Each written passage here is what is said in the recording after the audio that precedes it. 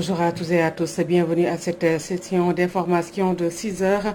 Commençons par la colère des populations de Dougar dans le département de Rufisque. Elle dénonce plutôt une spoliation de 112 hectares de leurs terres par l'entreprise Pick-up Investment réunie en assemblée générale. Elles accusent les autorités d'être les seuls responsables de cette situation. Faisons ici le point avec Najib Sagna. Les populations de Dougar dans la commune de Diamniadio crient au scandale. Ils avaient perdu 112 hectares de leurs terres arrachées par la société Pick-up Investment. Elles dénoncent la complicité des autorités.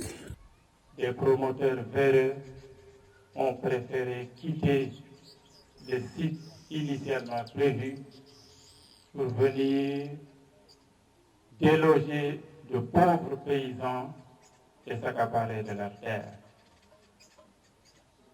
Pick-up Investment sait très bien que les papiers dont ils disposent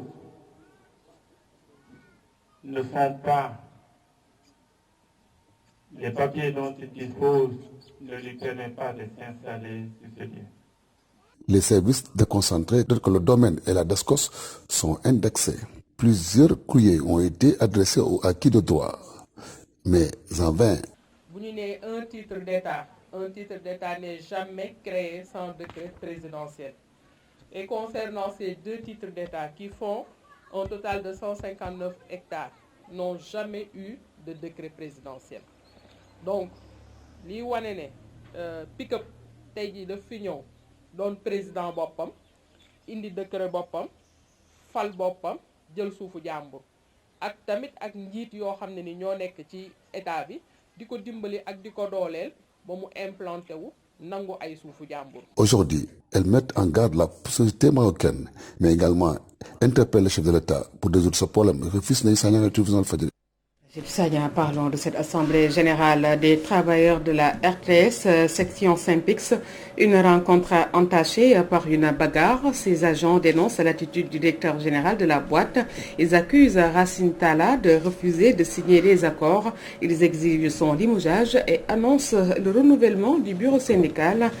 Reportage signé Toussaint Maurice Senghor.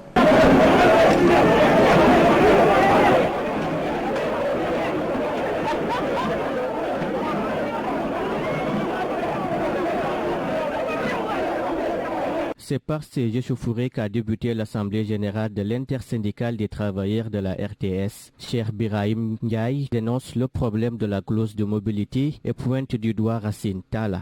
Au moment de signer, il nous oppose l'histoire de la clause de mobilité. Comme quoi il ne peut pas affecter les agents qui sont à Dakar. C'est chose qui n'est pas vraie. Il est là depuis 2012 et depuis 2012, il n'a cessé d'affecter des agents au niveau des régions. Et ça, vous pouvez le vérifier. Pas plus tard qu'avant-hier, il a eu à affecter des agents. Donc il n'a qu'à nous signer notre accord d'établissement. S'il peut le signer, tant mieux. S'il ne peut pas le signer, il n'a qu'à déguerpir de la RTS. Poussant le bouchon plus loin, le syndicaliste souligne que la gestion de Racine Talla est gabégique. Et il est grand temps aussi que le président de la République sache les conditions dans lesquelles M. Racine Talla gère cette maison. C'est une gestion calamiteuse. Il ne gère pas bien cette maison. Et ça, vous aurez l'occasion au moment de notre conférence de presse, nous allons faire des déballages. Vous verrez qu'il ne gère pas cette maison de manière catholique. Moustapha Sissé du Saint-Pix précise que les renouvellements ne vont pas tarder. Je vous donne par exemple le mandat des maires qui sont dans le Sénégal. Eux tous, leur mandat est arrivé à expiration. Mais vu les conditions de la Covid, personne ne peut s'organiser en assemblée générale. C'est la première raison. La deuxième, on allait faire le renouvellement parce qu'on a perdu 4 de nos membres. Malheureusement, toujours, la Covid est encore là. Même l'année dernière, on n'a pas célébré la fête du 1er mai à cause de la Covid. Pour le renouvellement, on a pris l'engagement de le faire. On va mettre les conditions. Quand les conditions seront réunies, nous le ferons.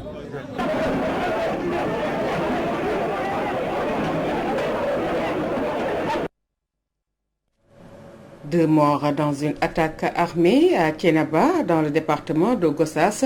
Les populations du village ont organisé un vaste rassemblement pour exiger la lumière sur cette affaire et réclament aussi plus de sécurité dans la zone. Mamadou Mokhtar Sarr. Les jeunes du village de Thiénaba dans le département de Gossas ont fait face à la presse pour dénoncer avec la dernière énergie l'attaque à main armée qui a eu lieu la semaine dernière au domicile du vieux Cheikh Ndiaye et qui s'est soldée par la mort de Babacar Ndiaye et de Alassane Diop, 2 jeunes qui ont été atteints par balles tirées par les malfaiteurs. 2 jeunes morts à la fleur de l'âge. Et non seulement ils ne se sont pas limités à cambrioler, mais aussi ils ont commis des forfaitures. C'est inadmissible. C'est ce qui fait que nous, la population de Thiénaba Gossas, nous réclamons justice. Nous disons à haute voix, plus jamais ça. Nous réclamons plus de sécurité. S'il le faut même, une brigade de gendarmerie au niveau de la commune et pourquoi pas au niveau de Thiénaba Gossas. Ou bien une brigade de proximité. Nous réclamons aussi une ambulance pour notre poste de santé. Parce que si nous en avions, Babacar Ndiaye et Alassane Diop pourraient survivre. Pour rappel, dans la nuit du 19 février dernier, des malfaiteurs armés de fusils, de machettes, de coupe-coupes et de gourdins ont fait irruption au domicile du vieux Cheikh Ndiaye pour s'emparer d'une forte somme d'argent estimée à près de 4 millions de francs CFA. Au moment de se retirer, ils ont tiré des balles atteignant 2 jeunes. L'un est mort sur le coup, l'autre grièvement blessé rendra l'âme quelques jours plus tard à l'hôpital Fann où il a été interné. Touba Mbacké, Mamadou Makhtar Sarr pour la radio-télévision Walfadjri. Makhtar Sarr, le ministre de la Culture invite les acteurs de son secteur à redoubler de vigilance et de précaution au lendemain de la levée des mesures de restriction.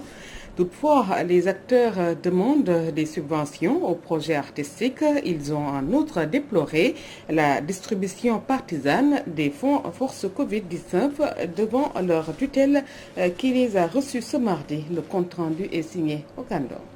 Suite à la levée de l'état de catastrophe sanitaire, le ministère de la Culture et de la Communication a tenu une rencontre avec les acteurs culturels pour statuer sur les modalités de reprise des activités de leur secteur. La directrice des arts, Khoudia Diagne, apporte des précisions sur la réouverture des salles de spectacle.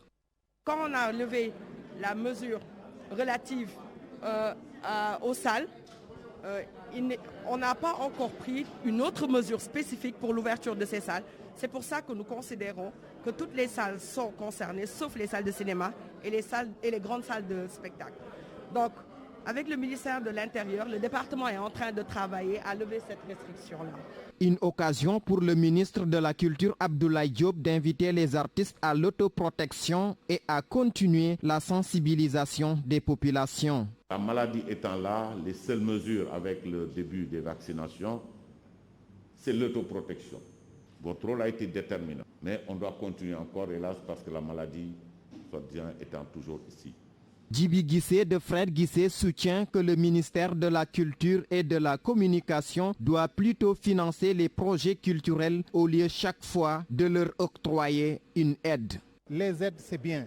Si on nous donne de l'aide, on va le bouffer parce qu'on n'en a pas travaillé plus d'1 an. Il est important aujourd'hui donc de créer, d'innover, de créer en fait ce qu'on appelle des fonds, des budgets, des subventions aux projets artistiques.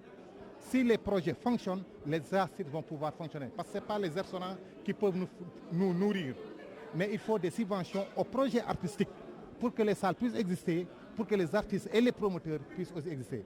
Ces acteurs culturels ont saisi cette occasion pour rappeler au ministre de la Culture et de la Communication les manquements constatés quant à la distribution des fonds alloués aux artistes dans le cadre du Force Covid-19. En effet, beaucoup d'artistes soutiennent n'avoir jusqu'à présent pas reçu leur part de cet argent. Donc, pèlerinage à la Mecque 2021, plusieurs restrictions annoncées pour certains Sénégalais, c'est inadmissible. On ne peut pas réduire ce pilier de l'islam à une catégorie d'âge et que l'argument de la Covid-19 ne tient pas la route. Moussa Sen, reportage. Encore un casse-tête cette année pour les pèlerins habitués à se rendre à la Mecque. Les autorités saoudiennes ont décidé de limiter l'âge du Hajj de 18 à 60 ans. Pour bon nombre de Sénégalais qui espéraient se rendre au lieu saint, l'âge ne doit pas déterminer les conditions du Hajj. Abdoulaye Ndiaye. L'âge n'aurait pas dû être un élément déterminant pour permettre à une personne d'aller donc faire son Hajj ou pas. Ce qui est en fait essentiel, c'est que la personne soit en bonne santé, qu'elle puisse vraiment s'acquitter en fait de toutes les étapes en fait du Hajj, du pèlerinage, sans qu'elle ait des problèmes. Je pense que c'est ça qui est déterminant. Si la personne est en bonne santé, quel que soit son âge, je ne pense pas que ça puisse constituer un handicap. Imam Modou Diouf s'oppose catégoriquement à cette décision et estime que rien ne la justifie. Je ne suis pas d'accord de cette décision des autorités saoudiennes sur la limitation d'âge pour le pèlerinage à la Mecque, sauf si elle est liée à la santé de ces personnes. On pourrait être d'accord. De toute façon, je n'ai jamais assisté à une telle limitation d'âge. Je peux dire que c'est pour la première fois. Mais pour Mohamed Ndiaye, la Covid-19 est la seule raison qui invite les autorités à soulever cette idée. Le Covid-19 qui a poussé les autorités à prendre cette décision pour limiter l'âge du Hajj. Aujourd'hui, nous sommes tous conscients que le monde est frappé par une pandémie de Covid-19. Pour ces Sénégalais rencontrés, l'Arabie Saoudite leur a fait perdre tout espoir comme peau de banane au soleil. Selon eux, les autorités ne devraient pas prendre gratuitement de telles décisions qui plombent le pèlerinage de tout citoyen désireux de se rendre sur les lieux saints. Et ça, c'est pas loin des bijoutiers qui sont dans le désarroi. Ils n'arrivent plus à avoir de matières premières. En plus, ils dénoncent l'exportation de l'or de Sabodala au détriment du marché sénégalais, souvent épinglé de celle de ces bijoutiers et demandent une protection judiciaire. Et Adama Diallo, reportage. Les bijoutiers veulent que tout ce qui brille sur leur comptoir soit de l'or. Confrontés à un déficit de matières premières, ils fustigent la politique de l'État qui exporte tout l'or du Sabodala. Des fois, on y confronte des manquements parce que du fait qu'on n'a pas actuellement un comptoir d'or, donc il est très difficile de s'approvisionner parce que on est toujours là, on s'approvisionne toujours dans le marché local. Nous, en tant que bijoutiers, c'est quelque chose que nous déplorons, pas totalement, mais à moitié. Concernant l'or de Sabodala qu'on exporte, le président de la République, Macky Sall, avait promis qu'on allait recevoir notre part, mais jusqu'à présent, on n'a rien vu. Mamgour Kandji revient sur l'approvisionnement qui fait défaut et souhaite le fonctionnement du comptoir d'achat en matières premières dans le pays. Nous voulons aussi qu'il y ait une régularisation pour que nous puissions avoir un comptoir d'or ici à Dakar, pour qu'à chaque fois, si on a besoin d'acheter de l'or, on y va pour acheter de l'or. De même qu'aussi, même pour ceux qui exportent, ils auront aussi toutes les possibilités d'acheter les quantités qu'ils ont besoin. Au-delà de ces difficultés, les bijoutiers encourent des risques liés aux taxes ou encore aux accusations de recel. Notre problème est que nous sommes confrontés au TVA, souvent ajouté sur l'or brut, et ça n'existe nulle part. Autre problème, c'est le recel. On ne peut pas distinguer les clients et les voleurs, et il arrive que la police nous interpelle sur une vente